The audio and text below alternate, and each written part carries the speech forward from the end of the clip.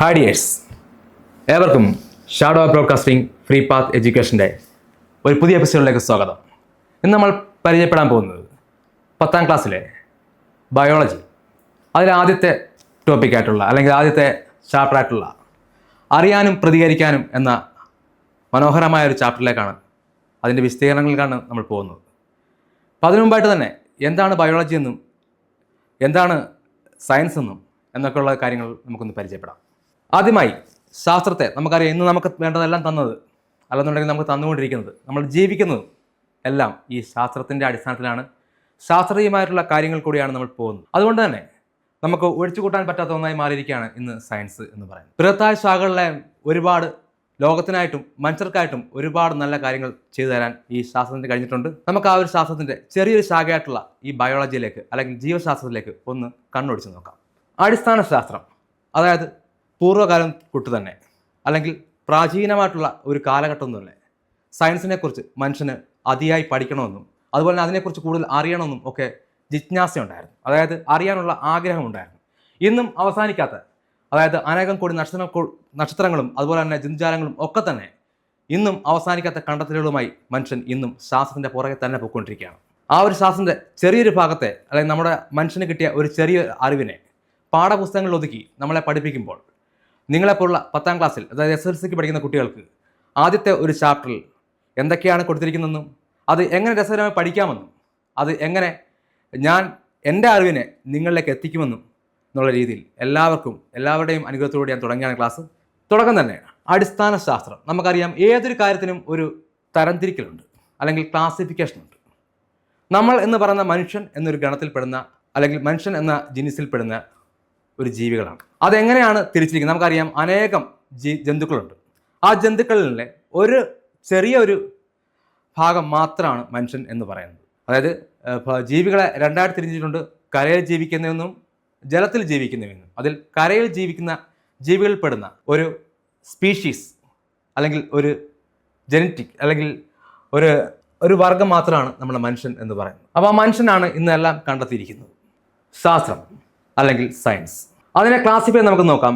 ഈ ഒരു ലൈൻ നമുക്കറിയാം, ഇങ്ങനെയുള്ള ഫ്ലോ ചാർട്ടുകൾ അല്ലെന്നുണ്ടെങ്കിൽ ഇത്തരം പിക്ചറുകൾ ഒക്കെ നമുക്ക് പെട്ടെന്ന് തന്നെ നമുക്ക് അറിവുകളെ നമുക്ക് ക്യാച്ച് ചെയ്യാനായിട്ടുള്ള കഴിവുണ്ട്. അതായത് നമ്മൾ എഴുതുന്ന പോലെയോ അല്ലെന്നുണ്ടെങ്കിൽ നമ്മൾ വിശദീകരിക്കുന്ന പോലെയല്ല, ഇത്തരം ഫ്ലോ ചാർട്ടുകൾ ഒരു ക്യാപ്സ്യൂൾ പരുവത്തിലെ അറിവിനെ നിങ്ങളുടെ മൈൻഡിൽ എത്തിക്കാനുള്ള കഴിവ് വളരെ പെട്ടെന്ന് തന്നെ അതിനുണ്ട്. അപ്പോൾ നമുക്ക് ശ്രദ്ധിക്കാം, അടിസ്ഥാന ശാസ്ത്രം അല്ലെങ്കിൽ ബേസിക് സയൻസ്.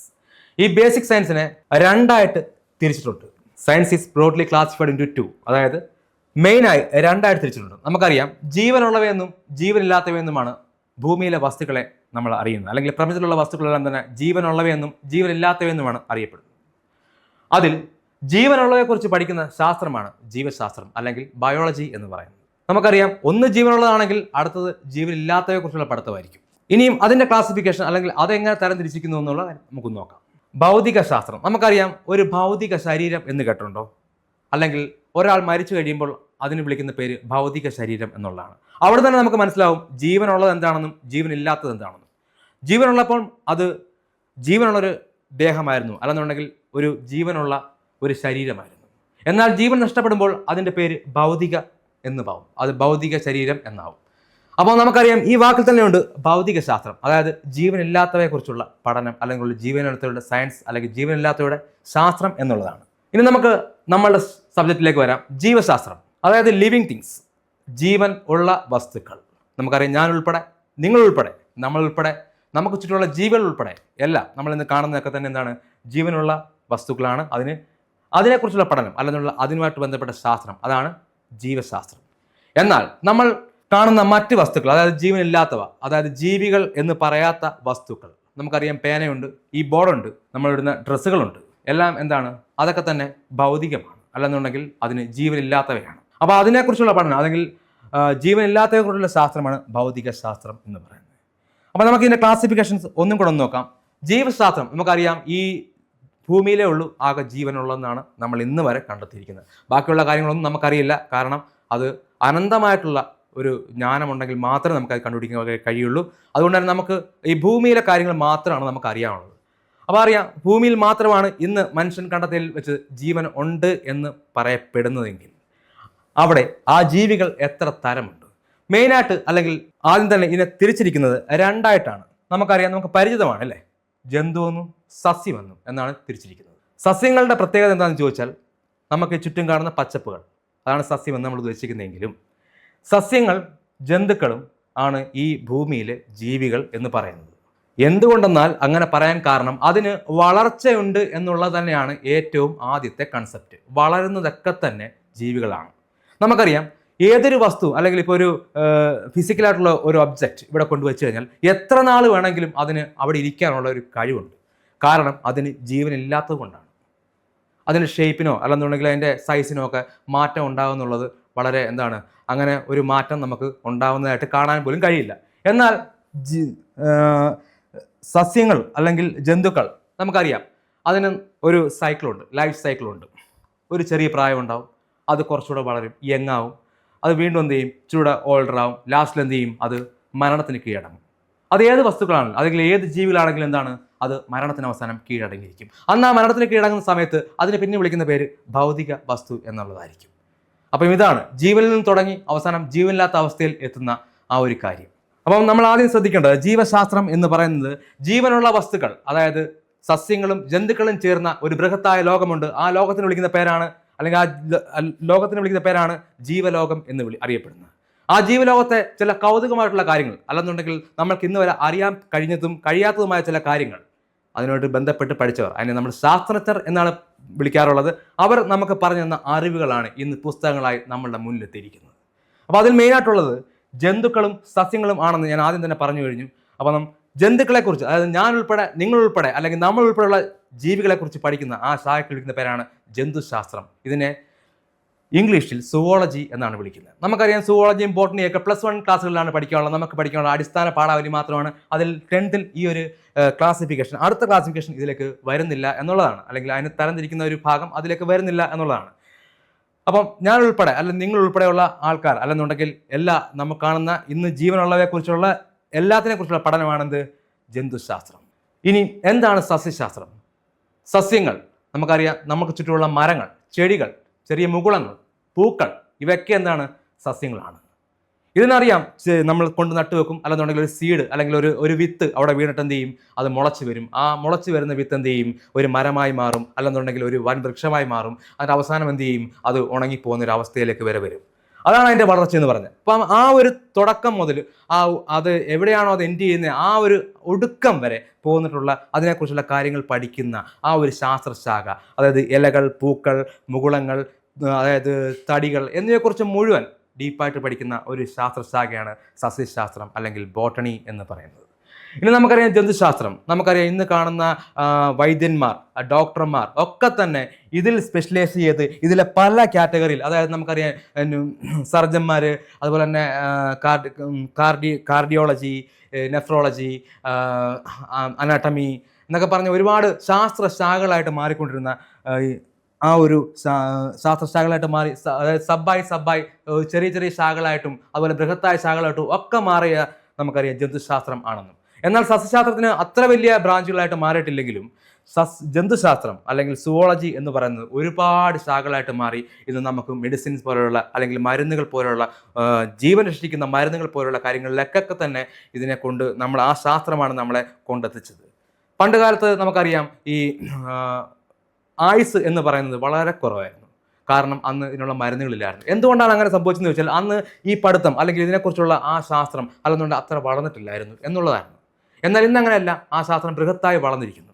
അങ്ങനെ അത് സുവോളജി എന്ന പേരിൽ അതിൻ്റെ താഴേക്ക് പല ബ്രാഞ്ചുകളായി തിരിഞ്ഞ് എല്ലാത്തിനും ഉള്ള ഒരു ആൻസറായി, അല്ലെ എല്ലാത്തിനും ഉള്ളൊരു സൊല്യൂഷനായി അത് വളരാൻ കഴിഞ്ഞിട്ടുണ്ട്. ഇത് പഠിക്കാൻ കിട്ടിയ നമുക്ക് കിട്ടിയത് ഒരു വലിയ ഭാഗ്യമായി തന്നെ കാണുക. എല്ലാവരും പ്ലസൻറ്റ് മൈൻഡോട് തന്നെ ഇതിനൊക്കെ ശ്രദ്ധിച്ചിരിക്കുക.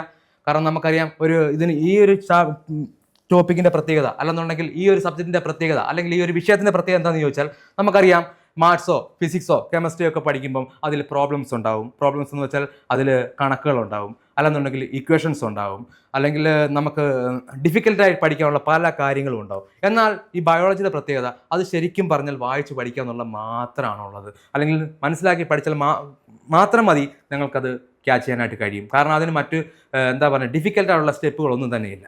അതുകൊണ്ട് തന്നെ ഇതിനെ ഡെഡിക്കേറ്റഡായി തന്നെ പഠിക്കുക, നമുക്കൊരു പാഷനായി തന്നെ ഇതിനെ പഠിക്കുക, വളരെ നല്ലൊരു മാർഗിലേക്ക് നമുക്ക് എത്തിക്കാനായിട്ട് കഴിയും. അപ്പോൾ എല്ലാവരും ഒരിക്കൽ കൂടെ ശ്രദ്ധിക്കുക.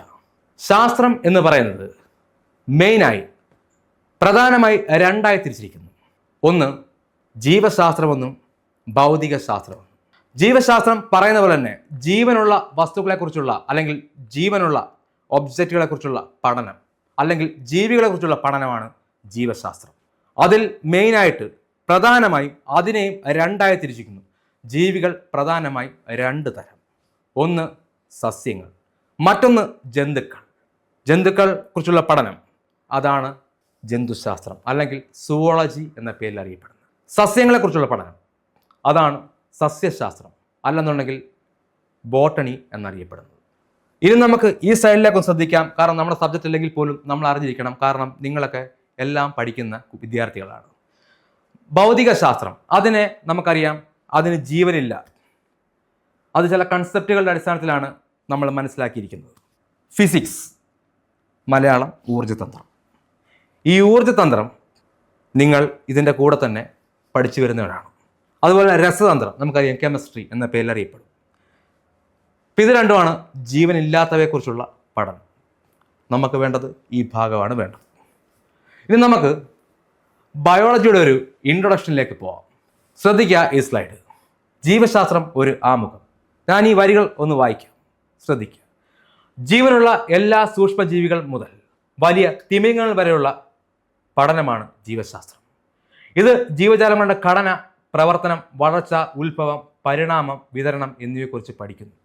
അടിസ്ഥാന ശാസ്ത്രശാഖ എന്ന നിലയിൽ ജീവശാസ്ത്രം നാം എല്ലാം ചുറ്റുപാടും കാണുന്ന ജീവിത വസ്തുക്കളുടെ രഹസ്യങ്ങൾ തുറക്കുന്നു. അത് പറഞ്ഞത് ഞാനൊന്ന് എക്സ്പ്ലെയിൻ ചെയ്യാം. ജീവനുള്ള സൂക്ഷ്മജീവികൾ നമുക്കറിയാം, വൈറസ്, ബാക്ടീരിയ, ഫംഗസ്, ഇതിനൊക്കെ നമുക്ക് കണ്ണുകൊണ്ട് കാണാൻ കഴിയില്ല. അതുകൊണ്ട് തന്നെ അത്തരം ജീവികൾ വിളിക്കുന്ന പേര് മൈക്രോ ഓർഗാനിസം എന്നുള്ളതാണ്, സൂക്ഷ്മജീവികൾ. ഈ സൂക്ഷ്മജീവികൾ മുതൽ ഈ ലോകത്തെ ഏറ്റവും വലിയ ജീവി തിമിംഗലമാണ്, നീല തിമിംഗലം. ഈ നീല തിമിംഗലം വരെയുള്ള ജീവികളെക്കുറിച്ചുള്ള പഠനമാണ് ജീവശാസ്ത്രം. സൂക്ഷ്മജീവികളെക്കുറിച്ച് പഠിക്കണമെങ്കിൽ മൈക്രോസ്കോപ്പിൻ്റെ സഹായമുണ്ടാവണം. ഈ പടത്തിൽ നിങ്ങൾ കാണാൻ കഴിയും, സൂക്ഷ്മജീവികളാണ്, അതിനെ എക്സ്പ്ലോർ ചെയ്ത് കാഴ്ചയ്ക്കുന്നത് മാത്രം. അപ്പം ഇങ്ങനെയുള്ള ജീവികൾ പല വൈവിധ്യങ്ങളുണ്ടാവും. നമുക്കറിയാം, ഒച്ചിനെ നമ്മൾ തൊടാൻ ചെല്ലുന്നതിന് മുമ്പ് അത് ചുരുങ്ങുന്നു. അട്ടയെ തൊടാൻ ചെല്ലുന്നതിന് മുമ്പ് അതെന്ത് ചെയ്യും, അത് ഒരു സർക്കിൾ രൂപത്തിലാവുന്നു. ആമയെ തൊടാൻ അല്ലെങ്കിൽ ആമ ഭയന്നിട്ട് അതിൻ്റെ എന്താ പറഞ്ഞ ആ ഒരു തോടിനുള്ളിൽ ഒളിക്കുന്നു. ഇങ്ങനെയുള്ള ഒരുപാട് വൈവിധ്യങ്ങൾ. സസ്യങ്ങളുടെ കാര്യത്തിലാണെങ്കിൽ ഈ വൈവിധ്യങ്ങളൊന്നുമല്ല, അതിനപ്പുറം വൈവിധ്യങ്ങൾ. നെപ്പന്നസ് പോലുള്ള ചെടികൾ ചെറു പ്രാണികളെ ആഹാരമാക്കുന്നു എന്നുൾപ്പെടെ ഉള്ളത്. അങ്ങനെ ഒരുപാട് വൈവിധ്യങ്ങൾ നിറഞ്ഞാണ് ഈ ജീവശാസ്ത്രം എന്ന് പറയുന്നത്. അപ്പോൾ നമുക്ക് രഹസ്യങ്ങൾ തുറക്കുന്ന, ജീവശാസ്ത്രങ്ങളുടെ രഹസ്യം തുറക്കുന്ന ഈ പുസ്തകത്തിലേക്ക് ഒന്ന് കണ്ണോടിച്ച് നോക്കണം. അനേകം വൈവിധ്യം നിറഞ്ഞ ഈ സസ്യലോകത്തെക്കുറിച്ച് ഒരുപാട് അറിയാനും പഠിക്കാനും ഒരവസരമായിട്ട് നമുക്ക് അടുത്ത എപ്പിസോഡിൽ വീണ്ടും കാണുന്നവരെ എല്ലാവർക്കും നന്ദി.